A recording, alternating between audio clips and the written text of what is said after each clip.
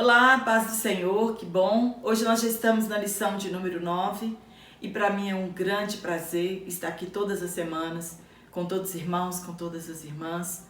Quero já de antemão agradecer o carinho de todos os irmãos, comentários nas minhas aulas. Somente Deus para recompensar o carinho de todos os irmãos. Para você que está aqui pela primeira vez, eu sou Jane Martins de Souza, sou professora também, superintendente de Escola Bíblica Dominical. E na aula passada eu contei uma novidade e quero trazê-la aqui esta semana, que as minhas aulas agora estão apenas em áudio. Eu vou continuar aqui no YouTube, mas os áudios dessa mesma aula estará disponível no Anchor e também no Spotify. Então é só você baixar esses aplicativos no seu celular e onde você estiver, você vai poder ouvir o áudio desta aula, né, sem precisar estar preso diante de um celular ou então diante do seu computador. Para mim é um prazer muito grande ter os irmãos aqui pela primeira vez. Se você ainda não é inscrito no meu canal, se inscreva, compartilhe as minhas aulas em suas redes sociais, ative o sininho das notificações para que você possa receber as minhas aulas todas as semanas. Hoje na lição de número 9 nós vamos falar sobre o ministério pastoral. Nós vamos falar qual é o papel de um pastor, o que significa pastor, né? O que ele deve fazer, qual é o ministério que ele deve exercer dentro da igreja, baseado em que este pastor assume este cargo, o que significa pastor, se tem pastor somente no Novo Testamento, se no Antigo Testamento tem pastor também. Fica comigo até o final desta aula. Nós vamos aprender bastante a respeito da palavra de Deus. E eu quero dizer que nesta aula nós não trataremos a respeito do ministério pastoral feminino. A Bíblia fala que não existe este ministério. Aqui eu não vou comentar, eu tenho uma aula, vou deixar aqui o card, que nós já tratamos deste assunto. Hoje nós vamos focar apenas no ministério pastoral dos dons ministeriais relatados em Efésios. Então, na lição de número 9, o ministério de pastor. Está em João, capítulo 10, versículo 11 e 14, Tito, no capítulo 1, versículo 7 ao 11, e também a primeira carta de Pedro, no capítulo 5, no versículo 2 a 4. Hoje, há muitos modelos de liderança pastoral, que é diferente do modelo centrado em Jesus. Jesus, ele é o pastor por excelência. Um modelo pastoral centrado que nós temos hoje na concepção empresarial, ele pode até trazer resultados visíveis, mas para Deus este ministério será um fracasso. Ser pastor não é uma função, um cargo, não é alguém que é selecionado ou escolhido por afinidade pessoal, ou alguém que faz uma prova e é capacitado então para exercer este ministério. Nós sabemos que o ministério pastoral, ele é vocação, essa pessoa é chamada, escolhida por Deus, ele é dado para a igreja como um dom. Essa pessoa não é apenas uma pessoa que ocupa o cargo como se ele dirigisse uma empresa e que se os membros fossem clientes desta empresa. Ele precisa ser vocacionado, separado segundo a sabedoria do Espírito Santo concedido à igreja, enquanto suas qualificações espirituais estão sendo observadas. Vocês estão ouvindo de fundo aqui, é porque na rua da minha casa tem mais de 3 igrejas evangélicas. Quando nós lemos as Escrituras Sagradas, não encontramos a palavra pastor apenas aqui no Novo Testamento. No Antigo Testamento também esse termo era comum.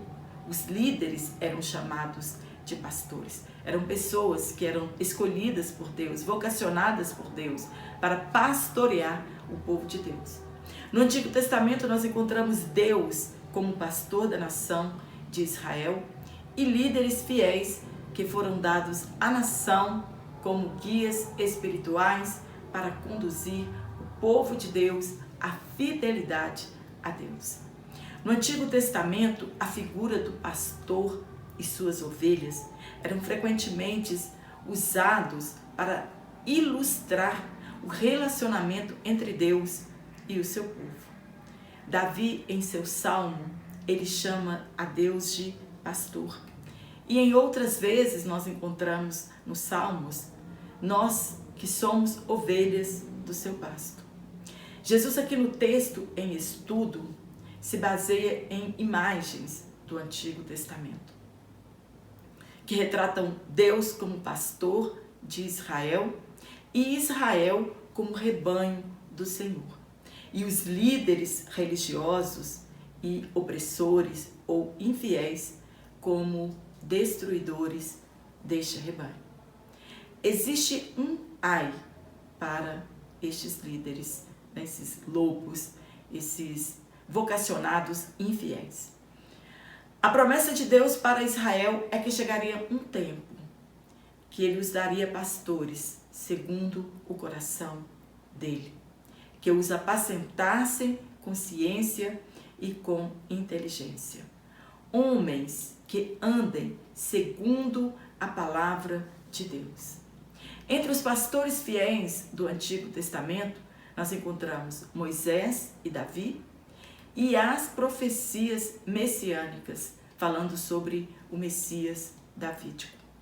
Deus, através de Cristo e do Espírito Santo, ele ama a cada um de seus filhos, de tal maneira que ele deseja amar, cuidar, proteger, guiar e estar perto destes filhos como o bom pastor cuida de suas ovelhas.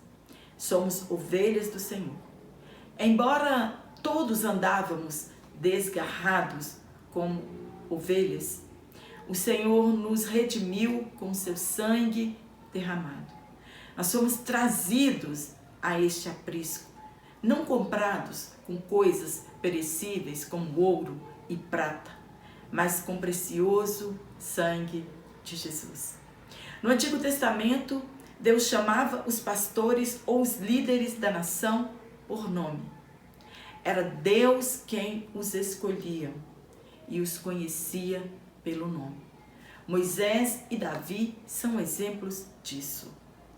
Quando Deus escolheu a Israel para ovelhas de seu pasto, Deus os chamou pelo nome. O povo, quando Jesus estava falando com a sua audiência, eles devem ter lembrado desta figura simbólica de liderança divina, quando Jesus disse, abre aspas, eu sou o bom pastor. Estava ali, portanto, então estabelecido o contraste entre ele, o bom pastor, e as autoridades religiosas daquela época, de seus dias, que eram infiéis. Jesus se preocupava com o povo de Deus. E era exemplo de moralidade da graça. Os líderes judeus, no entanto, ignoravam o bem-estar do povo. Eram, portanto, falsos pastores. É sobre este tema que falaremos hoje, sobre o dom ministerial de pastor, que é uma tarefa árdua. São muitas as demandas dentro e fora da igreja local, entre elas o cuidado para com as pessoas do rebanho, visita ao enfermo, administração eclesiástica, o desafio da vida de oração, a pregação e o ensino da palavra de Deus. É um desafio ao vocacionado para apacentar o rebanho de Deus. Ser pastor não é fácil. No primeiro tópico, nós vamos falar sobre Jesus, o sumo pastor. Em Israel, as ovelhas, elas não eram pastoreadas com cães ou por homens que as seguiam. O pastor do Oriente Médio, ele guiava as ovelhas. E ele conhecia cada uma delas pelo nome. E a ovelha reconhecia a sua voz. À noite, vários rebanhos podiam dormir no mesmo curral. Isso era um costume dos pastores. Eles levavam as ovelhas para pastar e à noite eles reuniam em um mesmo lugar, quando eles estavam distante ou mesmo perto das suas casas. E estes currais eram construídos de pedras, mais ou menos 3 metros de altura. Alguns eram cobertos com madeira, com galhos, com plantações, para dificultar a invasão dos lobos, dos assaltantes, e não havia porta. Quem fazia a guarda deste curral era um porteiro, o próprio pastor destas ovelhas. Então, pela manhã, quando a única porteira era aberta, cada pastor sabia infalivelmente distinguir o seu rebanho, e cada ovelha do rebanho era capaz de distinguir seu pastor dentre os outros. Um chamado, um assovio, uma flauta, um barulho qualquer que diferenciasse de outro pastor, porque eles conheciam a sua voz. Jesus condenou os líderes religiosos que vieram antes dele. Claro que Jesus não estava dizendo de Davi, de Moisés e de outros líderes fiéis, mas daqueles que foram infiéis, que não apacentavam o rebanho de Deus e, ao contrário disso, dispersou as ovelhas do aprisco. Jesus disse que eles eram ladrões e salteadores, que eles não se importavam com as ovelhas. E Jesus, ele é o bom pastor.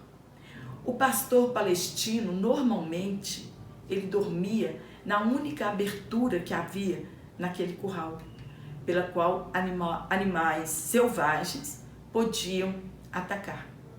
Jesus, nosso pastor, ele dá a vida pelas suas ovelhas. E ele representa a porta, pois ele protege o que é seu, colocando o próprio corpo entre suas ovelhas e inimigos. Morrer por uma convicção não era tão incomum naquela época. Nós sabemos que os judeus, se eles fossem atacados no sábado e pela guarda do sábado, eles morriam, porque eles não levantavam armas, eles não combatiam, eles não guerreavam. Morriam por uma convicção. Quando os romanos tentaram entrar em Jerusalém, levando as suas águias, as suas bandeiras flamejantes, que não correspondiam ao Deus único, eles lutaram ao ponto de entregarem a sua vida. Eles lutavam por uma convicção, mas morrer por amor às ovelhas, eles nunca fariam isso. Morrer em lugar de outra pessoa, eles nunca fariam isso. O povo não era importante para eles. E hoje, infelizmente, continua do mesmo jeito. Para algumas autoridades religiosas, as ovelhas não importam. Jesus é o exemplo supremo de pastor. É entregar-se por um rebanho. Primeiro ponto, Jesus é o pastor supremo.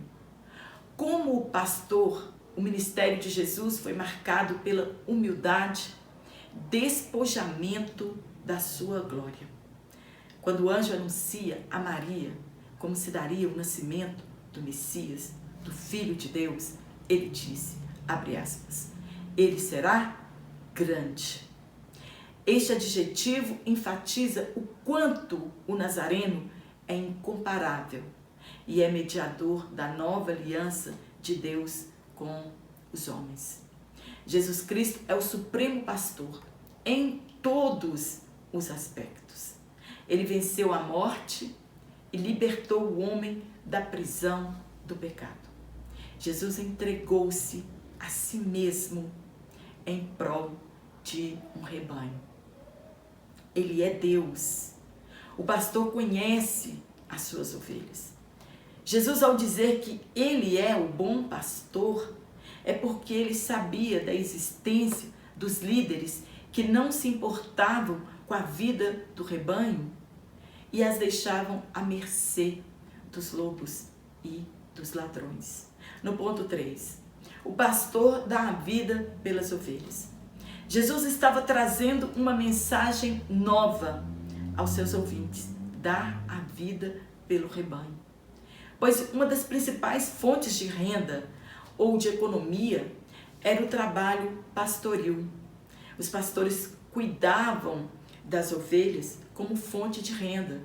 O leite, a lã, a carne, tudo era para sustento deles e da sua família. Eles obtinham o lucro das ovelhas. O sustento deles vinha das ovelhas. Mas Jesus estava dizendo que ele estava dando a sua vida pelo seu rebanho, ao invés do rebanho dar a sua vida por ele. Tantos escândalos hoje, de líderes que querem somente a lã das ovelhas. Não se preocupam e muito menos as amam de verdade. Vem somente o lucro e sustento para a sua vida. Não cumprem o seu papel de cuidar, proteger dos perigos da noite e do dia, ensinar, curar as feridas, buscar as que se desgarram do rebanho e as conduzir pelo caminho reto. Um pastor de ovelhas, ele tinha e tem a árdua tarefa, o árduo trabalho de cuidar dessa ovelha dia e noite. Levar para beber água, alimentar, ao meio-dia achar um lugar de sombra para que essas ovelhas descansem, passar óleo no seu focinho para que ele não seja picado dos animais no tempo certo, fazer a tosquia para que aquela lã não seja um jugo pesado demais para aquela ovelha, polir as suas unhas, limpar as suas patas. O cuidado com uma ovelha não era fácil. E o cuidado de uma ovelha no campo pastoral também não é fácil. As ovelhas, elas seguem e ouvem a voz dos pastores e não ao contrário. Nós devemos pedir a Deus que nos dê pastores segundo o coração dele. Hoje muitas ovelhas, elas estão extraviadas por causa do fracasso dos líderes religiosos. Nós devemos considerar o discurso de Jesus com o contexto cultural daquela época. Pois diferente do Ocidente, os pastores aqui, eles tangem as ovelhas. E lá no Oriente, eles guiam as ovelhas. Conduzir é ser exemplo. Tanger é um modelo autoritário. Pedro escreveu que quem apacenta o rebanho de Deus não deve ser por torpe ganância. Pedro está dizendo que tem que ser vocacionado. Esse torpe ganância quer dizer que contraria ou que fere os bons costumes, que fere a decência, que fere a moral e que revela um caráter vil. Os pastores que dirigem as igrejas têm a responsabilidade de cuidar de cada membro, de cada crente, de fazê-los discípulos, de alimentá-los com a palavra de Deus e de protegê-los. Há 2 perigos neste ministério pastoral. A ambição por dinheiro. É claro que não há crime nenhum, muito menos pecado, que recebam o sustento da igreja para si e para a sua família, mas que eles se contentem com o que eles recebem. Nenhum pastor deve enriquecer em detrimento da obra de Deus. Por amor ao dinheiro, eles comprometem a palavra de Deus, estão sujeitos ao furto, ao pecado da cobiça, muitos prevaricam. A sede de poder é um perigo, pois eles dominam o rebanho ao invés de servir. Jesus, ele deu o exemplo, ele disse para os seus discípulos: eu não vim para ser servido, eu vim para servir. Jesus não veio dominar o rebanho, ele veio apacentar o rebanho, ele veio conduzir o rebanho. E esse deve ser o papel dos líderes espirituais de hoje. E hoje, infelizmente, muitos querem dominar este rebanho pelo abuso excessivo de poder. No tópico 2, nós vamos falar sobre as características do verdadeiro pastor. Assim como nós conhecemos uma árvore pelo seu fruto, se eles são bons ou ruins, nós também conhecemos um líder, se ele é um pastor de verdade ou se ele é um mercenário. Ele precisa ter as características que a palavra de Deus exige que ele tenha. Jesus é o modelo. Se olharem para ele, o sumo pastor, eles não errarão. No ponto 1, um caráter íntegro. Caráter é a caracterização do próprio sujeito. Fala da sua índole, do seu temperamento, da sua personalidade, da sua formação moral, da sua honestidade. Em Tito e Timóteo encontramos as características deste obreiro do Senhor, que devem ser observadas antes de ser colocado na direção de uma igreja local. O exercício pastoral, ele envolve aptidão para ensinar, aptidão para aconselhar e comunicar-se de forma clara com a igreja. Ele deve manejar bem a palavra de Deus e ser exemplo para a igreja local. O discurso deve ser coerente com a prática de vida. Você deve falar e viver. Deve haver coerência no discurso do pastor e na prática real da sua vida. Um pastor arrogante, ele não tem condição nenhuma de ensinar sobre humildade. Um pastor que não é um bom chefe de família, ele não tem condição nenhuma de ensinar sobre família. Se ele é desonesto e corrupto, ele não tem condição nenhuma de ensinar honestidade e integridade. Porque, infelizmente, nós encontramos pastores que prevaricam, que aceitam propinas de políticos, entre aspas, crentes, e não são fiéis em seus tratos. Roubam da própria igreja que eles pastoreiam. São mentirosos e não pregam a verdade. São lobos, na verdade. A vida pastoral, ela tem de estar em sintonia com a mensagem do Evangelho. É você pregar e fazer aquilo que o Evangelho nos manda fazer. Nós já vimos tantos abusos destes lobos, pastores que ostentam vida de luxo à custa da lã das ovelhas. Eles devem ser exemplo para os fiéis. Eu já vi pastores dizerem que tem uma coleção de relógios e cada um custa 25 mil reais. Ostentam a luxúria e induz a igreja a buscar esta ostentação. Paulo ele escreve a Timóteo e afirma que o bispo, pastor, anciãos ou presbítero que se referem ao mesmo cargo devem ter todas essas características. A igreja primitiva, ela escolhia os líderes entre os anciãos judeus.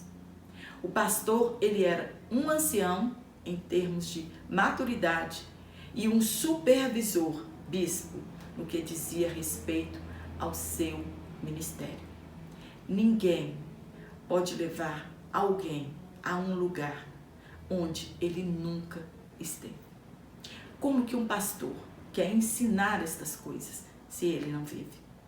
Levar estas pessoas a um nível espiritual, a uma comunhão, a uma aproximação com Deus, se ele mesmo não vive estas coisas. Quando Paulo escreve que ele deve ser irrepreensível, Paulo não está querendo dizer que ele deve ser sem pecado, mas que o pecado seja um acidente de percurso na vida dele. Porque o sumo pastor Jesus Cristo, somente ele, foi sem pecado. Mas que na vida deste obreiro não haja nada que possa atrapalhar seu ministério ou arruinar o trabalho a obra de Deus. Ele seja marido de uma mulher, ele tem que ser hospitaleiro, não dado ao vinho, não espancador, não cobiçoso de torpe ganância. Isso tudo são qualificações para este obreiro. A poligamia é proibido para um obreiro do Senhor. O Paulo estava falando sobre o divórcio, que um obreiro não pode ser divorciado e casado com uma outra mulher. Ele deve ser marido de uma única mulher. A conduta de um pastor deve ser igual tanto para os fiéis como para os infiéis.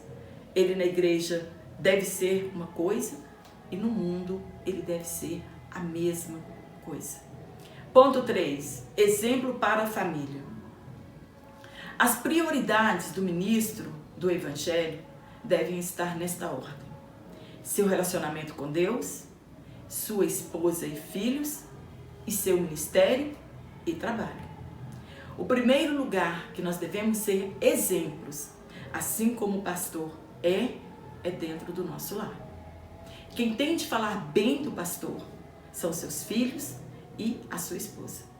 Ele deve governar bem a sua própria casa, com modéstia e com equilíbrio.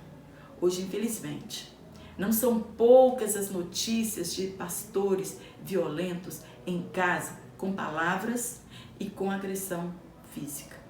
São ditadores em sua maioria do tempo. Ele deve cuidar bem de sua esposa e de seus filhos, porque o sucesso do seu ministério depende disso. A família do pastor contribui em muito para o sucesso do seu ministério. Nada pior do que ouvir uma pessoa com um discurso mentiroso, sendo que em casa ele não é nada daquilo que ensina aos outros. Existe um testemunho antigo de uma criança que ela chega perto do pastor e pede ao pastor se pode construir uma igreja em sua casa. O pastor então pergunta por que daquilo? E ele disse: porque aqui na igreja meu pai é um santo e em casa ele é um leão. O nosso discurso, ele tem que ser coerente.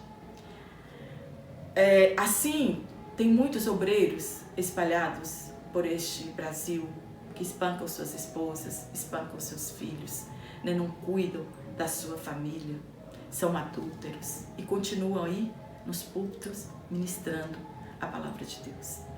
No último tópico, no tópico 3, nós vamos falar sobre o ministério pastoral. Primeiro ponto, a missão do pastor. Pastor significa apacentador de ovelhas. Então podemos afirmar que a principal missão dele é cuidar de pessoas. Cuidar das pessoas que receberam Cristo como Salvador, dando-lhes alimento espiritual. Um pastor que não ora, que não lê a Bíblia, que não medita nas Escrituras, como ele levará estas ovelhas à maturidade espiritual, a um estreito relacionamento com Deus e a um campo verde? Como ele consolará este rebanho? Eu já ouvi alguns líderes dizerem, abre aspas, eu não vou me gastar e muito menos me desgastar com um povo que não quer nada com Deus. Jesus simplesmente entregou-se por um mundo que não queria nada com ele. No ponto 2, uma missão polivalente. Realmente, essa pessoa tem de ser vocacionado, pois o trabalho é árduo e são muitas as responsabilidades. O ministério pastoral ele envolve aconselhamento, evangelização e missões, pregação expositiva da palavra. Tem de ser um conciliador e administrador eclesiástico dos bens e dos recursos humanos disponíveis para toda a obra. Ele tem de agir na sua gestão com honestidade, os bens materiais, o patrimônio da igreja e as finanças da igreja local. E hoje muitos fracassam em seu ministério, pois eles amam o dinheiro e usam de engano na casa de Deus. No ponto 3, os cuidados contra os falsos pastores. Hoje a igreja está cercada de lobos vorazes, de falsos líderes, de falsos pastores. E o pastor local, ele tem a incumbência de advertir as ovelhas do seu pasto contra este perigo. Ezequiel, ele profetiza contra os líderes de Israel, contra sacerdotes, contra reis, contra profetas. Com a sua cobiça, eles perverteram o povo. Os levaram a fontes secas e pastos secos. E os levaram para longe do Senhor. E eles viraram presas fáceis das aves de rapina e animais ferozes do campo. Exploravam o povo para obter lucro pessoal. E hoje não é diferente. Tantos escândalos. Vendas de indulgências no meio cristão. Ofertas alçadas que sacrificam o povo. Alguns líderes pedem: dá sua casa, dá seu carro, dá sua fazenda e Deus vai te dar em dobro. E estas ovelhas cobiçosas de riqueza, elas entregam e depois elas descobrem que elas foram enganadas. Venda de óleo ungido, venda de terra santa, de martelo, de caneta, de lenços e de tantas outras aberrações que nós encontramos por aí. Os pastores querendo tirar proveito das ovelhas. Deus, ele fez a promessa de enviar um pastor fiel, que ama suas ovelhas e que cuida de todas. Os ministros de hoje devem se espelhar em Jesus Cristo, o sumo pastor, que nos conduz a águas tranquilas e campos verdejantes. É a voz dele que devemos ouvir e diferenciá-la de muitas outras vozes que nós ouvimos por aí e que querem nos enganar. O pastor, ele tem o dever de ensinar a cada ovelha a reconhecer a voz de Cristo, o sumo pastor. Sem o aprendizado da palavra de Deus, a igreja não admoestada com a sã doutrina, ela vai perecer. E aí ela não tem base para convencer os contradizentes.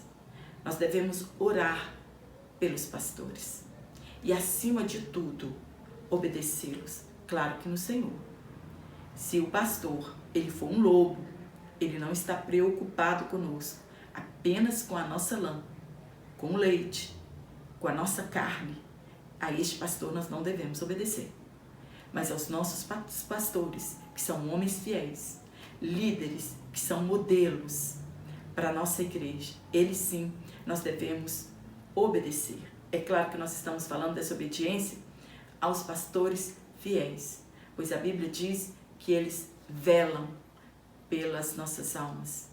Eles terão de dar conta das nossas almas diante de Deus.